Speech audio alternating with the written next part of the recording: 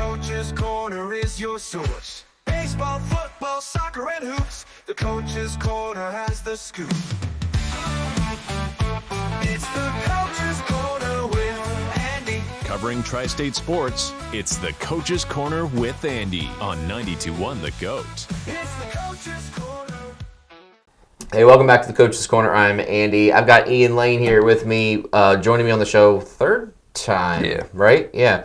Glad to have you back. Ian is a football player at Bridgewater University. He plays for the Eagles. I got to come out to a game this season. Got to see you play a little bit. Unfortunately, you guys didn't win. It was a close game. And it was a good game. It was hot. It was one of those rare, weird hot days. It wasn't hot unless you were sitting in the sun, and we baked. I had like a weird farmer's tan afterwards, but it was all good. We enjoyed coming out. We got to see you play. I think you guys played Shenandoah, if I'm not mistaken. And the Eagles are in the Old Dominion Athletic Conference, right? ODAC, is that what we call it? Okay. Let's talk a little bit about your season, how things have gone. You guys are 2-6. Yeah. But, you know, you got a lot of young talent on the team, if I'm not mistaken. Yeah, we're very young defensively and offensively, especially up front on both sides of the ball. Everyone that is starting our O-line this year, except I think maybe one guy, was not a starter last year. Wow. So it's kind of just like this. That's tough. But my thing with that is first 3 weeks you can use as an excuse. Yeah. Past week 3, you played 3 weeks of college football. Yes, you're young, but still you are now experienced with 3 games of college football. Yeah, but I mean, you know it better than anybody else. Football is not an easy game. Yeah, it's not. It's very difficult. An individual and it's a team game. And you're out there beating each other up constantly, especially if you're an offensive lineman. You're constantly getting hit. Or in your case, a defensive lineman, you're doing the hitting. You are a defensive lineman technically. Yeah, DN. That's your DN, okay.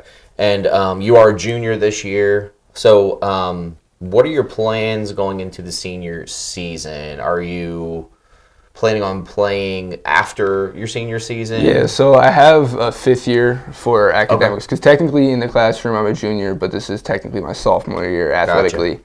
So I do have a 5th year option, and before the season it was kind of like, because I have another buddy who's a 5th year, has a 5th year option, and we were both talking like, do we want to take it? Like, do we want to keep playing football? And then coming to the year, it was like, because I have the option of also going to be a GA somewhere, which is a graduate assistant, and get my master's in sports psych. Oh, cool. But then I was like, you know, this year we're 2-6. I didn't reach any of the athletic goals I wanted, so it's like, how do I walk away from another year of football when I played this since I was since 3rd grade? Yeah. And it's like, and I you can't can go get your master's anytime. Exactly. So it's like I can't.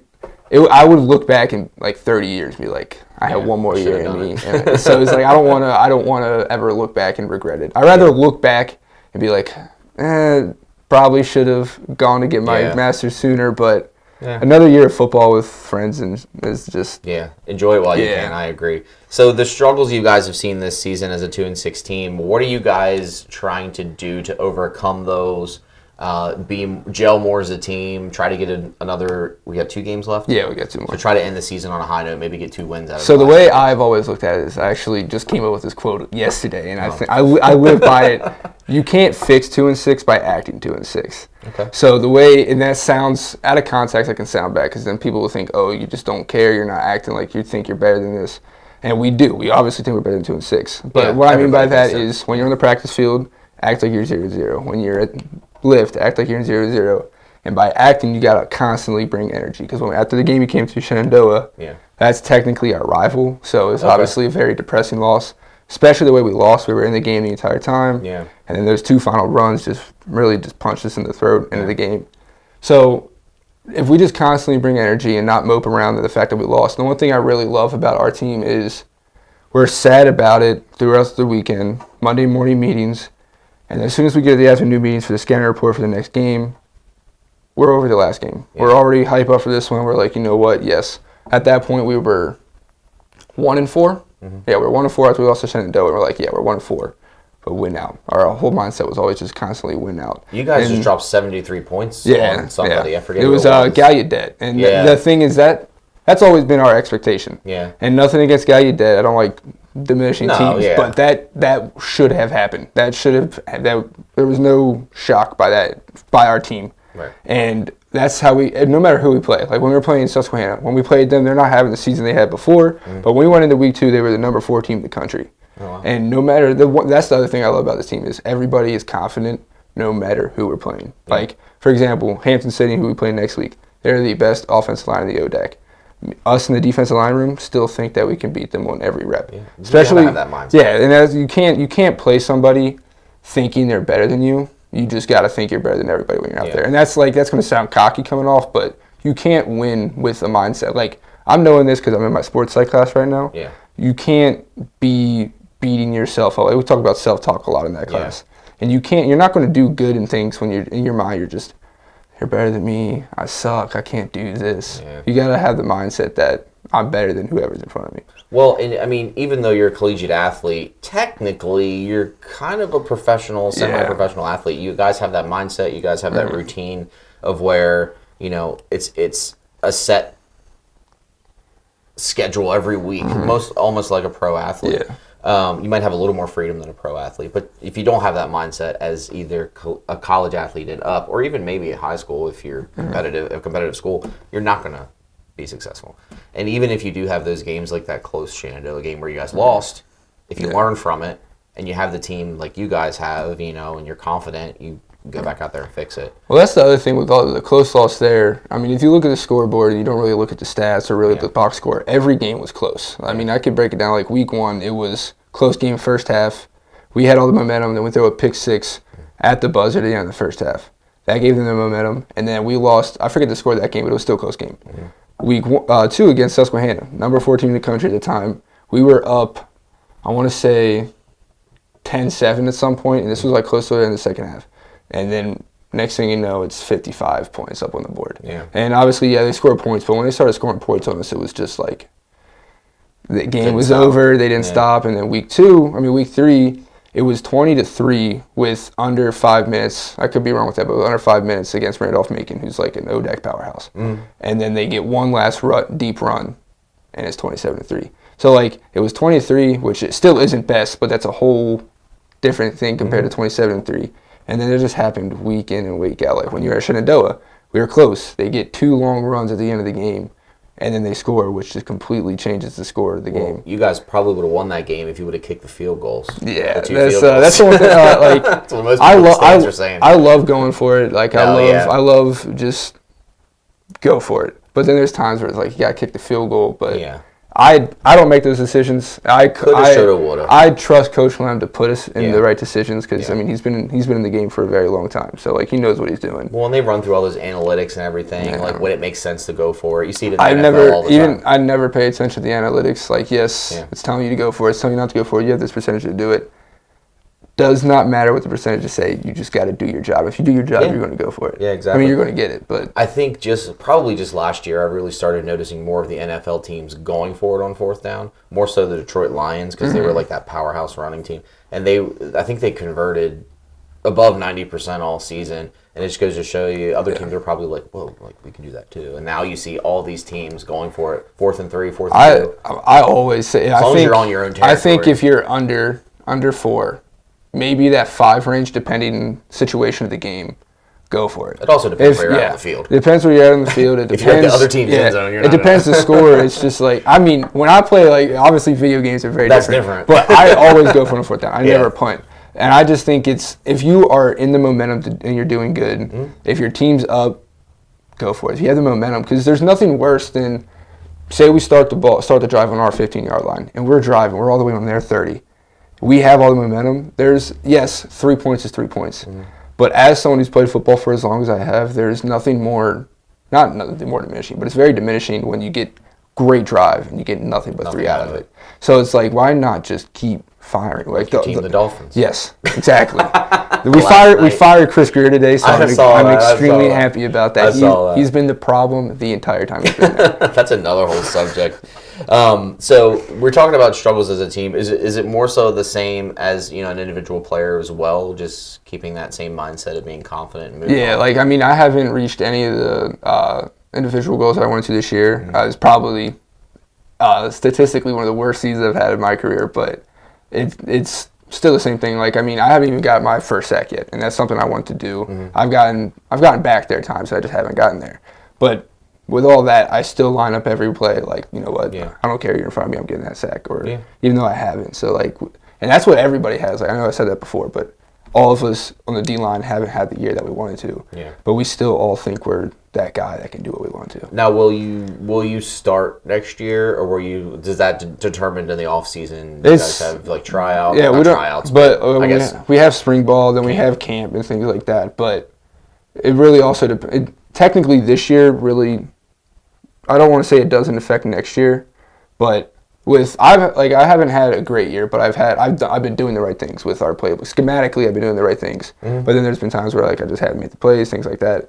But if I keep doing what I'm doing with spring ball and camp next year, I know I'm not going to sit here and say I know I'm going to start because that sounds cocky. But I have the confidence. I have the confidence, and I know I'll start because we also the one thing that's also been happening this year is we have our 4 down front, we have our 3 down front, and schematically, with the people that we've gone against, the 3 down front that we run has been working a lot better for us. Mm-hmm. But our 3 down front is also bigger bodies. So it goes into a 0 and 2 4s. So we put bigger bodies on the field. I do better with our scheme as a 5 or the 9 tech if we get a tight end down there. Yeah. So when I've been talking to my coach about it, he's like, "You're doing the right things. It's just this is just what's working." And I told him it's obviously frustrating because I counted it up when we played Susquehanna week 2.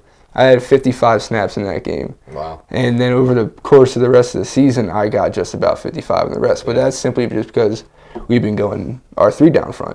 Yeah. And I told him when I met with him the other day, I was like, it's obviously frustrating. Yeah. But the team comes first. If the team's doing better with Penny, I'm not going to sit here and be like, oh, I should be out there. Oh, I should be out there. Yeah. It's because it's not a me sport. If the team's doing better than Penny, I want to do what I can do. I'm going to cheer from the sidelines because ultimately I want us to win.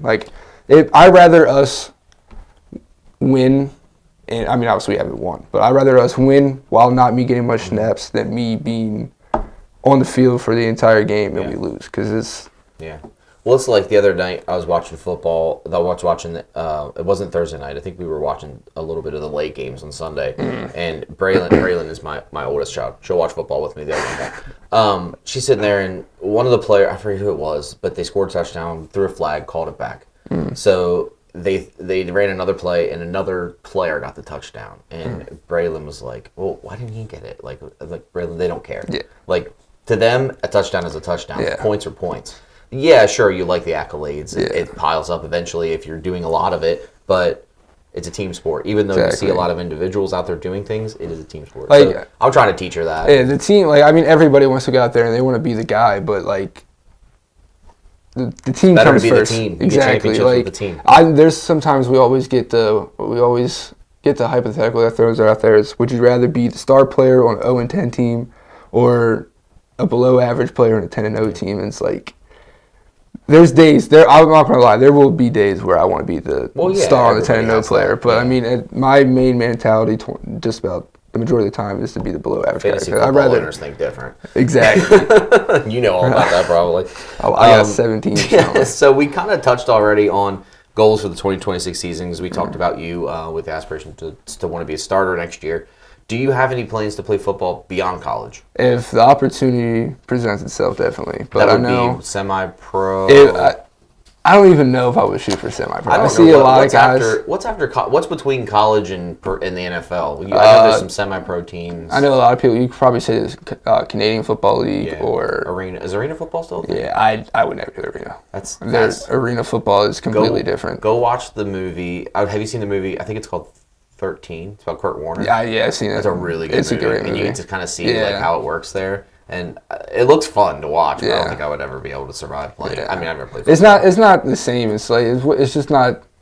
It's backyard football. Yeah. I love backyard football, but if I were to play football at an actual competitive level, it would have to be real football. That's just what I've done for whatever amount of years it is. And I would love, if I ever had the opportunity to play in the NFL, which I have the confidence that I can, but I just, realistically, I don't know if it's possible, but because especially with what I want to do, I want to go coach, and I want to be a sports psychologist.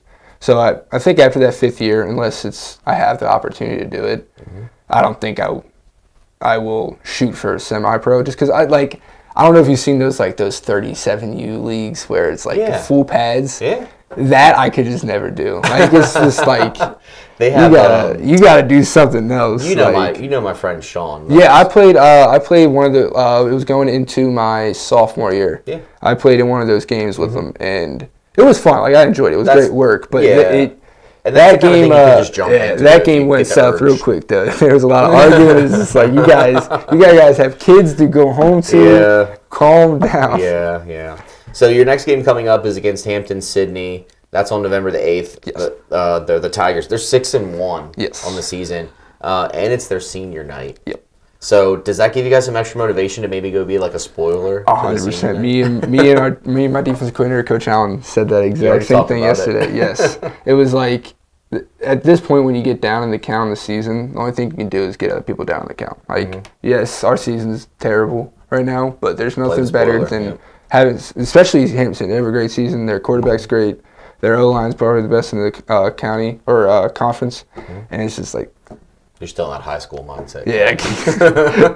I was just like, you guys are doing great, and I'm trying to ruin that. So we're going to do everything we can to stop them. I think we got a good game plan. We just started installing, because with our bye week, we took Monday off, and then Tuesday it's kind of like a helmets-only practice. Did really just relax. Not relax, but took a little easy, recover the bodies. And then Wednesday and Thursday we went full pads, heavy competitive days. And then we finally started installing things for Hampton-Sydney yesterday. And I think one more game after that, right? Yeah, we play. That's our senior night. That's your senior night. We play Guilford. Okay. And that ends the season for 2025 already, Yep. right? All right. Well, good luck to you the rest of the season. Good luck to you next year. I'm sure I'll talk to you before next year. Yeah. We plan on trying to get down next season probably. We'd like to come to Bridgewater. I know you want my wife to come take your senior pictures. Yes, I definitely need some. But yeah, you guys got to get to a game. The atmosphere. That's one thing I also love about the season is like, even when we were down, the atmosphere was great. People were still showing up. You guys have a great fan base. Even in you guys were away at the we travel amazingly. I was really, we travel really good. Yeah, the one thing that I will say that helped contribute to it is I'm assuming every college is like this, but every home game is like a bit of a celebration. Yeah. Kind of like, I mean, obviously the first game, that's first home game. Yeah. But then we have homecoming game. We have our Hall of Fame game where someone gets inducted to the Hall of Fame every year. A bunch of alumni come back. And then another thing that we have is it's called our Morgan's Message game. Every team at Bridgewater has it. I'm not sure like the full story behind it, but it's like a suicidal awareness game. Oh. Everybody has that. There's a bunch of people who come out for that. It's really so every game has a meaning behind it, not just being it's a home game. Yeah. So like it brings people out, brings families back, cool. all things like that. And we have tailgating too, which a lot of people enjoy the tailgate. Yeah, everybody. But it gets people to the games, it gets the crowd because If they make it into the stadium. the crowd isn't like that is one thing I will notice. A bunch of people, the first half is popping like crazy, and then we get out from the locker room. Where'd everybody go? Like even last year when we were beating Southern Virginia and we ended up beating them 80-0 that game. Yeah. We were winning. We're doing great. I come back out from after halftime. Nobody's there. I'm like I get you. Celebrating the I was like, I get you. It's a boring game because we're beating them so bad, but they're getting the party started early. Exactly. All right. Well, thanks for hanging out today, man. It's always a pleasure to have you on. Good luck the rest of the season and next year too. And thanks for hanging out on the Coach's Corner. Talk to you soon. Thank you. If you'd like to be featured on the Coach's Corner with Andy, email coach at 921thegoat.com.